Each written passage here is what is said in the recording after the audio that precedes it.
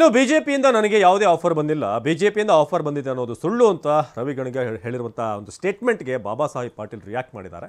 So ಇನ್ನೊಂದು ಕಡೆ city Ravi ಕೂಡ ಈ ಬಗ್ಗೆ ಕೆಂಡಾಮಂಡಲರಾದರು. ಬನ್ನಿ ಈ ಬಗ್ಗೆ ಏನು ಹೇಳಿದ್ದಾರೆ ನೋಡೋಣ. 100ಕ್ಕೆ ಬಂದಿದ್ದಾರೆ ಅವರು, 50ಕ್ಕೆ ಬೀಳ್ತಾ ಇಲ್ಲ ಅಂತ ಗೊತ್ತಾಗಿ 100ಕ್ಕೆ ಬಂದಿದ್ದು. ನಾವನ್ನು ಕಳೆದ ಸ್ವಲ್ಪ ದಿನಕ್ಕೆ ಮುಂಚೆನೇ ಹೇಳಿದೆ 100ಕ್ಕೆ ಬಂದಿದ್ದಾರೆ. ಈಗ ಅವ್ರಿಗೇನಂದ್ರೆ ಶತಾಯತ 50-100 ಲೆಕ್ಕ ಇಲ್ಲ, ಸರ್ಕಾರ ಮಾಡಿಬಿಡ್ಬೇಕು ಅನ್ನೋದು ಅವರ ಭಾವನೆ.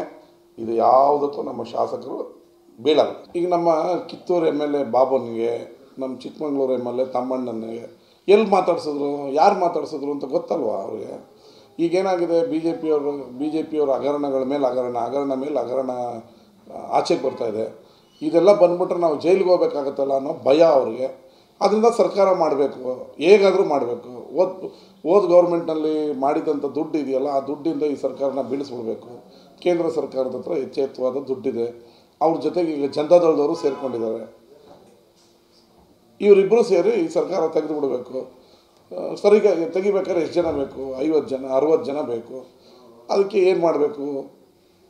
ದಿನನಿತ್ಯ ಗಿರಾಕಿ ಹುಡುಕ್ತಿರೋ ಥರ ಏನು ಅಲ್ಲಿ ಇಲ್ಲಿ ನಾವೆಲ್ಲ ಕಾಂಗ್ರೆಸ್ ಪಕ್ಷದ ಕಟ್ಟಾಳುಗಳು. ಕಾಂಗ್ರೆಸ್ ಪಕ್ಷ ನಮಗೆ ಟಿಕೆಟ್ ಕೊಟ್ಟಿದೆ. ನಮ್ಮೊಬ್ಬ ಯಾವೊಬ್ಬ ಶಾಸಕರು ಅವ್ರ ಬಲೆಗೆ ಬೀಳಲ್ಲ. 50 ಜನಕ್ಕೆ ಆಫರ್ ಕೊಟ್ಟಿದ್ರು. ನಿಮಗೆ 30 ಜನಕ್ಕೆ ಮಂತ್ರಿ ಮಾಡ್ತೀವಿ ಅಂತ ಹೇಳ್ತಾರೆ. ಅಯ್ಯೋ, ಅವ್ರ ಆಫರ್ಗಳು ನೋಡಿದ್ರೆ ನಾಳೆನೇ ಸಿಂಹಾಸನ ಮೇಲೆ ನಮಗೆ ಕೂರಿಸೇ ಬಿಡ್ತಾರೆ. ಅವ್ರ ಆಫರ್ಗಳು ನಮಗೇನು ಬೇಡ, ನಾವು ಸರ್ಕಾರ ಇದ್ರೆ ಸಾಕು ಅಂತಾರೆ. ನೀವುಗಳೇ ಎಲ್ಲ ತೊಗೊಂಬಿಡಿ, ಬನ್ನಿ 50 ಜನ ಅಂತಾರೆ, ದುಡ್ಡು ಕೊಡ್ತೀವಿ, ಚುನಾವಣೆ ನಾವೇ ಮಾಡ್ತೀವಿ, ಎಲ್ಲ ಏನೇನು ಬೇಕು ಎಲ್ಲ ಆಫರ್ಗಳು ಕೊಡ್ತಾರೆ. ನನ್ನನ್ನು ಟಚ್ ಮಾಡೋಕ್ಕಾಗಿಲ್ಲ. ನನ್ನ ಸಹೋದ್ಯೋಗಿಗಳು, ನನ್ನ ಫ್ರೆಂಡ್ಸ್, ನಮ್ಮ ಸಹೋದ್ಯೋಗಿಗಳು ನನ್ನ ಹತ್ರಕ್ಕೆ ಬರೋದೇ ಇಲ್ಲ. ಅವ್ರು ಏನು ಮಾತಾಡ್ಕೋತಾರೆ, ಅಯ್ಯೋ ಅವನ ಹತ್ರ ಹೋಗೋದು ಬೇಡ, ಆಮೇಲೆ ಹಿಡಿದು ನಮ್ಮನ್ನೇ ಕೊಟ್ಬಿಡ್ತಾರೆ ಅನ್ನೋ ಥರ ಮಾತಾಡ್ತಾರೆ. ನನ್ನ ಹತ್ರಕ್ಕೆ ಯಾರು ಬರೋಲ್ಲ. ಬಟ್ ನನ್ನ ಸಹೋದ್ಯೋಗಿಗಳಿಗೆ ಮೀಟ್ ಮಾಡಿರೋದು ಎಲ್ಲ ದಾಖಲೆ ನಮ್ಮ ಹತ್ರ ಇದೆ. ಯಾರು ನಮ್ಮ ಶಾಸಕರನ್ನ ಮೀಟ್ ಮಾಡಿದ್ರಲ್ಲ, ಅವ್ರು ಯಾರು ಆ ಥರ ಹೇಳ್ತಲ್ವಲ್ಲ, ತನಿಖೆ ಮಾಡಿ ಯಾರು ಹೋಗಿಲ್ಲ, ಸುಮ್ಮನೆ ನನ್ನೇನು ಸಿಗಾಕೊಳ್ಳಲ್ವಲ್ಲ ಅಂತ ಅವ್ನ ಗಾಳಿಲಿ ಗುಂಡೊಡಿತಾ ಇದ್ದಾರೆ. ಹೊಡೆದಿರೋರು, ಬ್ಯಾಟ್ ಬೀಸಿರೋರು, ಚೆಕ್ ಮೆಟ್ಟಿಟ್ಟಿರೋರು ಯಾರೂ ತನಿಖೆಗೆ ಇಡಿ ಅಂತ ಹೇಳಲಿಲ್ವಲ್ಲ. ಅವ್ರ ಬಾಯಿಂದ ಬಂದಿಲ್ಲಲ್ಲ. ಇದು audio, video, CD, pen drive, cassette, VCR, VCD ಎಲ್ಲ ಇದೆ. ಇಲ್ಲಿ ಅವ್ರಿಗೆ ಏನು ಮಾಡಿದಾರೆ ಗೊತ್ತಿಲ್ಲ. ಬಟ್ ನನಗೇನು ಅಂಥ ಆಫರ್ ಬಂದಿಲ್ಲ. ನಿಮ್ಮ ಸ್ಪಷ್ಟೀಕರಣ ಕೊಡೋದಂತಂದ್ರೆ ಮತ್ತು ನನ್ನ ದೃಷ್ಟಿಯಲ್ಲಿ ಬಹುತೇಕ ವೆರಿ ಬಿಗಿನಿಂಗ್ ಫಸ್ಟ್ ಡೇದಿಂದ ಇವತ್ತಿಗೂ ನಿರಂತರ ಪ್ರಯತ್ನ ನಡೆದೈತೆ. ಬಟ್ ಅದ್ರ ಬಹುತೇಕ 136 ಬೇಡ, 1,35 ಇದ್ದರೂ ಕೂಡ ಇವತ್ತಿಗೂ 100% ನಮ್ಮ ಪಕ್ಷದ ಪರವಾಗಿ ಇದ್ದೆವು, ಮುಂದೂ ಇರ್ತವೆ. ಪ್ರಶ್ನೆ ಇಲ್ಲ. ಯಾವುದೋ ಏನೋ ದುಡ್ಡಿಗೆ ಮಾರ್ಕೊಂಡು ಹೋಗೋದಾಗಲಿ, ಮತ್ತೊಂದಕ್ಕೆ ಹೋಗೋದಾಗಲಿ ಅದನ್ನ ಎಂದೂ ಮಾಡೋದನ್ನೂ ಇಲ್ಲ. ಅದಕ್ಕೆ ಎಂದೂ ಅದನ್ನ ಯಾರು ಅಪೇಕ್ಷೆ ಮಾಡಿರೂ will not yield to that matter. ಮಾಡ್ಕೊಂಡಿದ್ದೆವು. ಮತ್ತು ಎನಿ ಮ್ಯಾಟರ್ ದುಡ್ಡಿಗೆ ಖರೀದಿ ಆಗೋವಂಥವನಂತೆ ಅಲ್ಲವೇ ಅಲ್ಲ.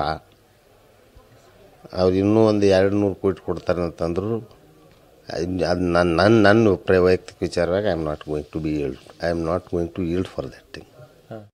100 ಕೋಟಿ ಆಫರ್ ವಿಚಾರಕ್ಕೆ ಸಿಟಿ ರವಿ ಕೆಂಡಾಮಂಡಲರಾಗಿದ್ದಾರೆ. CM ರವಿ ಗಣಿಗ ಆರೋಪಕ್ಕೆ ಯಾವುದೇ ಆಧಾರ ಇಲ್ಲ. ಹೇಳಿದವ್ರನ್ನ ಮಂಪರು ಪರೀಕ್ಷೆಗೆ ಒಳಪಡಿಸಬೇಕು, ಯಾರು ಈ ಥರ ಹೇಳಿದ್ದಾರೆ ಅಂತ. ಆಫರ್ ಸತ್ಯವಾಗಿದ್ದರೆ ಎಲ್ಲವೂ ಹೊರಗೆ ಬರುತ್ತೆ ಅಂತ ಸಿಟಿ ರವಿ ಹೇಳಿದರು. ಮಾನ್ಯ ಮುಖ್ಯಮಂತ್ರಿಗಳ ಹೇಳಿಕೆಯಲ್ಲಾಗಲಿ, ಗಣಿಗ ರವಿ ಅವರ ಹೇಳಿಕೆಯಲ್ಲಾಗಲಿ ಆಧಾರ ಏನು ಅಂತ ಹೇಳಿದ್ರೆ ಆಧಾರ ಯಾವುದೇ ಸ್ಪಷ್ಟವಾಗಿ ಅವರು ಕೊಡ್ತಾ ಇಲ್ಲ. ನಾನು ಆಗ್ರಹಿಸ್ತೇನೆ, ಈ ಹೇಳಿಕೆಯನ್ನೇ ಮಾನ್ಯ ನ್ಯಾಯಾಲಯ, ಹೈಕೋರ್ಟು ಗಂಭೀರವಾಗಿ ಪರಿಗಣಿಸಿ ಪ್ರಜಾಪ್ರಭುತ್ವ ವ್ಯವಸ್ಥೆಯನ್ನು ಉಳಿಸೋದಕ್ಕೆ ಸೋಮೋಟೋ ಕೇಸ್ನ ರಿಜಿಸ್ಟರ್ ಮಾಡಿಕೊಳ್ಬೇಕು ಅಂತ ನಾನು ಆಗ್ರಹಿಸ್ತೇನೆ. ಮತ್ತು ಮುಖ್ಯಮಂತ್ರಿಗಳು ಆದಿಯಾಗಿ ಮಾನ್ಯ ಮುಖ್ಯಮಂತ್ರಿ ಸಿದ್ದರಾಮಯ್ಯನವರ ಆದಿಯಾಗಿ ಗಣಿಗ ರವಿಯವರನ್ನ ಮತ್ತು ಅವ್ರು ಯಾರ್ಯಾರನ್ನ ಸಂಪರ್ಕ ಮಾಡಿದ್ದಾರೆ ಅಂತ ಉಲ್ಲೇಖ ಮಾಡ್ತಾ ಇದ್ದಾರೆ, ಇವರುಗಳನ್ನ ಸತ್ಯವನ್ನ ಪತ್ತೆ ಹಚ್ಚೋದಕ್ಕೋಸ್ಕರ, ಇವರು ಸುಳ್ಳು ಹೇಳ್ತಿದ್ದಾರೋ ಇಲ್ವೋ ಅನ್ನೋದನ್ನ ತಿಳ್ಕೊಳ್ಳೋಕ್ಕೋಸ್ಕರ ಸುಳ್ಳು ಪತ್ತೆ ಯಂತ್ರದ ತಪಾಸಣೆಗೆ ಒಳಪಡಿಸಬೇಕು, ಮಂಪರು ಪರೀಕ್ಷೆ